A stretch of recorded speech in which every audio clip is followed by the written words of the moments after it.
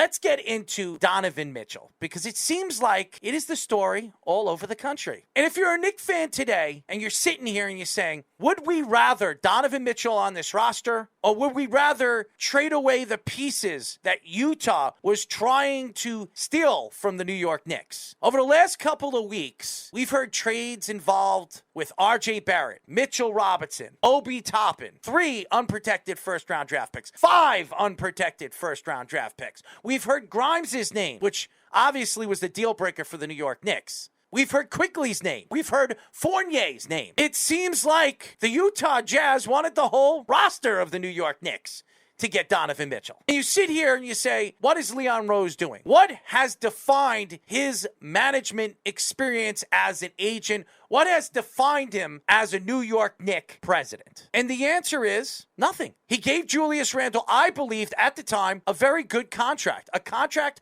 affordable. He didn't overpay for Julius Randle, even though he was a top player. He was comeback player of the year. He looked like he was on his way up as a basketball player at the age of 26 with the New York Knicks. Last year was a bust year. Fans were booing him instead of screaming MVP. He wanted the ball more than every single player on the team, and he thought that he deserved the ball more than R.J. Barrett. They gave Mitchell Robinson a 4-year extension, affordable contract for a starting big man. Then they signed R.J. Barrett 4 years, $120 million. Go look at all the rookie deals. He took almost $50 million less than all the rookies. And 1 more year less. To stay a New York Knick, which is an affordable contract if the Knicks eventually want to trade RJ in a multiple team trade. They brought Jalen Brunson in, and for a starting point guard in the NBA, paying him $106 million is a steal. Now, we don't know what Jalen Brunson is. We don't know if he's going to be elite point guard in this league. He's undersized. He's coming into New York. He doesn't have Luka Doncic to pass the ball to. We'll see what he does as the second option or maybe even third option of this team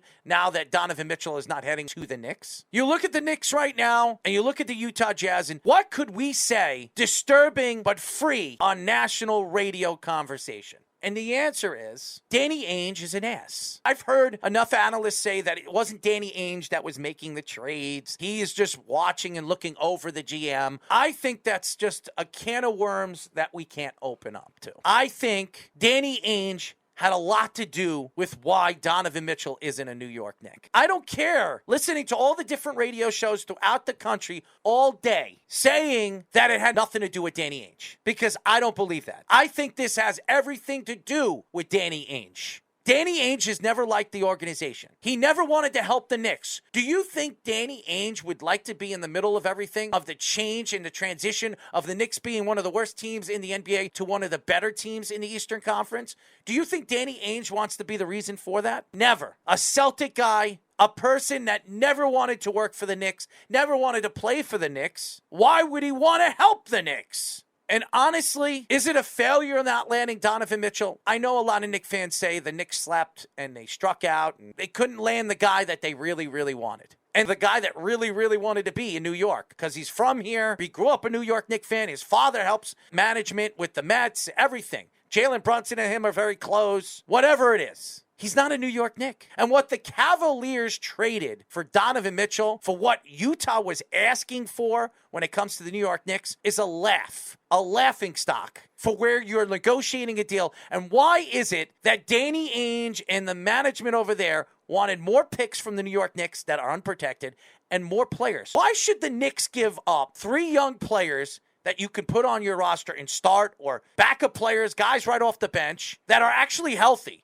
Because the guys that the Cavaliers gave up, Sexton, who hasn't been healthy for 2 years, Lauri Markkanen, who hasn't been healthy for 2 years, and 3 unprotected first-round draft picks for what the Knicks at one point offered them, Obi Toppin, R.J. Barrett, Mitchell Robinson, and 3 unprotected picks, and you weren't going to negotiate a deal? Why is that? Because the Knicks have 8 picks in the next few years, and you wanted them all? Because you wanted to be stubborn, and you wanted to be greedy? And trying to rob the New York Knicks organization, which everybody has done year in and year out. We brought up Denver. Look what Denver did to the New York Knicks for the Knicks to get Carmelo Anthony. They were dangling Carmelo Anthony with Brooklyn, if you remember, because the New York Knicks had to pull the trigger. So you know what? Denver made sure that they brought Brooklyn involved with the trade, because if he wasn't going to the Knicks, he was going to Brooklyn because he knew in Denver, the organization, Kiki Vanderway, knew that he can ply more players away from the Knicks if he did that. Didn't Vanderway used to play for the Knicks? So? Yes, he did.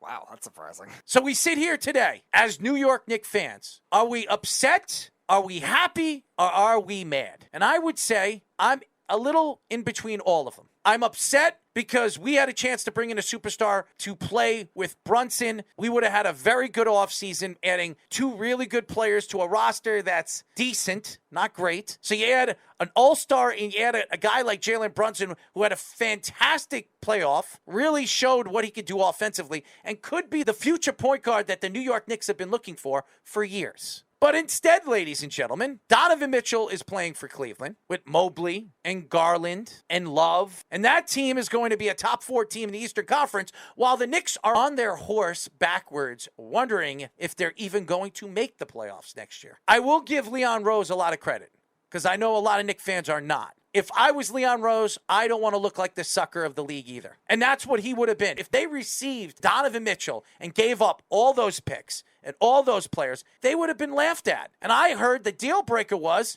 that he did not want to throw Grimes in the trade. And now I'm hearing Knicks fans say, well, Grimes better be a superstar in this league, because if he's not, they gave up on a chance to get Donovan Mitchell for Grimes. And it wasn't just Grimes. It was R.J. Barrett. It was Mitchell Robinson. It was 4 to 5 unprotected first-round draft picks. And how many times have the Knicks been a lottery pick over the years? Almost every single year. Getting those unprotected picks almost guarantees them to get lottery picks. And this is the same thing that Danny Ainge did to the Brooklyn Nets, which landed him Jason Tatum and Jaylen Brown. So who's the sucker now? I saw Donovan Mitchell post up when he was on the golf course when he found out that he was a Cleveland Cavalier, how happy and excited he was. We'll see how excited he is when he plays in boring Cleveland. And I'm not taking shots at the Cleveland Cavaliers or the city of Cleveland. That city is a boring place to be. The city became dark when LeBron left the first time and then the second.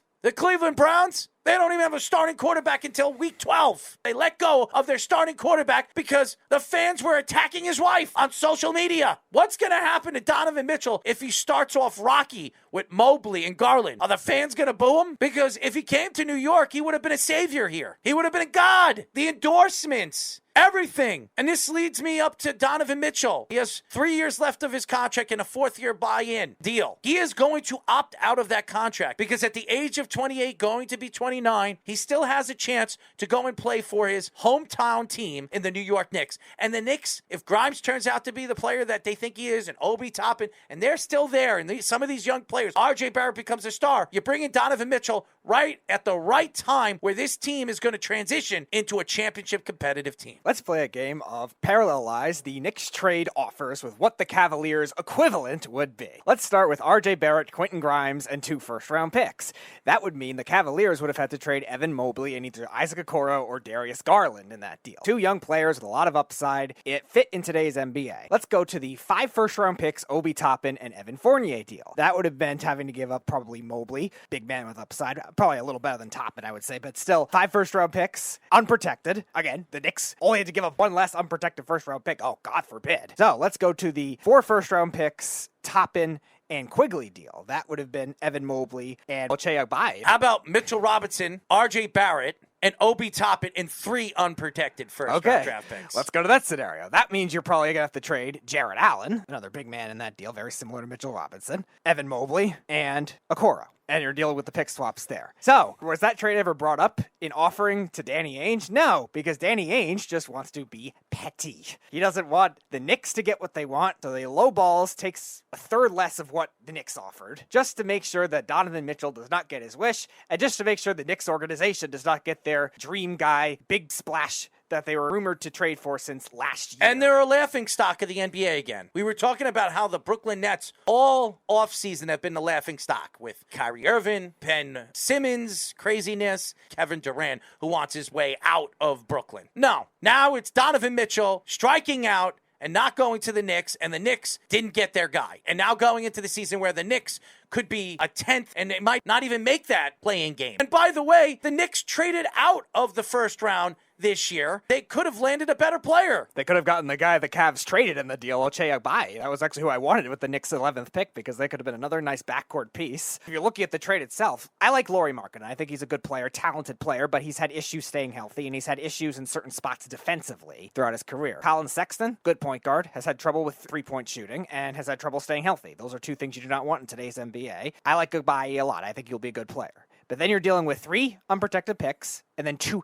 pick swaps. Would you rather have pick swaps or to be able to keep your pick, even if you're gambling on losing it? You're rebuilding. You should try to swing for the fences, not try to go for a pick swap in that situation. So, in all, Danny Ainge probably took about a third of any of the Knicks offers. He took advantage of the New York Knicks, and everybody says it wasn't Danny Ainge. It was Utah's GM that was making the deal and negotiating the deal. Justin Zanuck. It wasn't Danny Ainge. I beg to differ. You can't honestly tell me that Danny Ainge was not a part of any of these conversations. I absolutely believe he was a part of these conversations. And you know what he probably said? Screw the Knicks. Do whatever you can to get as much picks as you possibly can to make sure you set that team back for years to come. Because even if they landed Donovan Mitchell, where were the Knicks going to be? A 6 seed? A 7 seed? That's where they would have been, even with Donovan Mitchell. And by the way, that would have been the smallest backcourt in the NBA with Donovan Mitchell and Jalen Brunson. Who are they going to defend? Now, as a Knicks fan, you got to sit still and understand that this isn't over. Now, obviously, there's nobody available now, but who knows who could be available at the trade deadline. Yep. And if the Knicks are in a trading position where the Knicks are in a playoff position, maybe they make a big-time move and they add 2 superstars to come and play with R.J. Barrett. Maybe they trade R.J. Barrett and Julius Randle and some of the young kids and picks and bring in 2 superstars to come and play with some of the players that they have over there now, like Evan Fournier, Quigley, or Grimes. Who knows? At least they have the option to do that. If they traded away 5 or 4 unprotected picks, they have 8 of them in the next couple of years. That means they have nothing to trade away if a player becomes available and he doesn't want to be playing for Phoenix or he doesn't want to play for the Memphis Grizzlies anymore, like maybe a John Moran or maybe somebody else we've been talking about from the Pelicans who comes back this year, received his big contract and says, you know what, I don't want to be there anymore. There could be many options for the Knicks very, very soon, and they have the options to make those trades and bring them in because of the pieces that they have. And they wouldn't have if they traded for Donovan Mitchell and Danny Ainge thieved from them. It's the NBA Players Association. There will always be an average of 3 players that want out. Try to bank on that, Knicks. You didn't do anything wrong here. They did nothing wrong. I don't think Leon Rose did anything wrong here. Nothing. They didn't want to trade R.J. Barrett and Quentin Grimes in the same deal. Yeah, I don't blame you for that. R.J. Barrett should not have been involved with these trade talks. R.J. Barrett could be a star. And Quentin Grimes, I've compared him to Devin Booker. Some other people compare him to better players than Devin Booker. His shooting ability, his defensive style of game, he could be a two-way player. And he could shoot all over the court. And he was one of the more impressive players in the summer league all summer long. If you want to use the Booker analogy, Booker didn't start getting good defensively until probably 3 years ago. You have R.J. Barrett that became a two-way player.